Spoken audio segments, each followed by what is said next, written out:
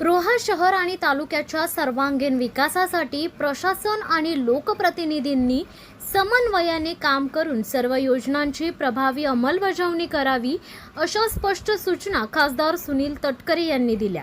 रोहा येथील महत्त्वपूर्ण विकास कामे आणि शासकीय योजनांचा आढावा बैठकीत ते बोलत होते। यावेळी त्यांनी जलजीवन मिशन आणि प्रलंबित रस्ते कामांचा सविस्तर आढावा घेऊन प्रशासनाला कामाला लावले।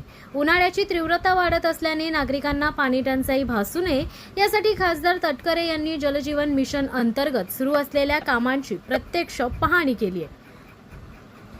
प्रत्येक घरापर्यंत स्वच्छ पाणी पोहोचवणे ही आपली नैतिक आणि प्राथमिक जबाबदारी आहे, असे ठणकावून सांगत त्यांनी या कामात कोणतीही दिरंगाई खपवून घेतली जाणार नाही असा इशारा दिला।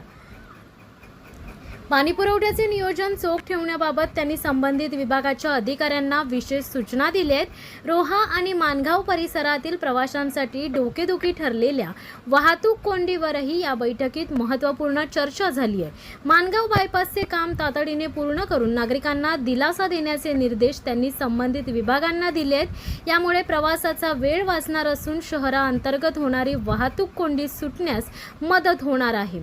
रोहा अष्टमी परिसराच्या विकासासाठी स्थानिक स्वराज्य संस्था, लोकप्रतिनिधी आणि प्रशासन यांच्यात समन्वय असणे आवश्यक आहे। या समन्वयातूनच विकास कामे गतिमान करण्याचा निर्धार खासदार तटकरे यांनी यावेळी व्यक्त केलाय।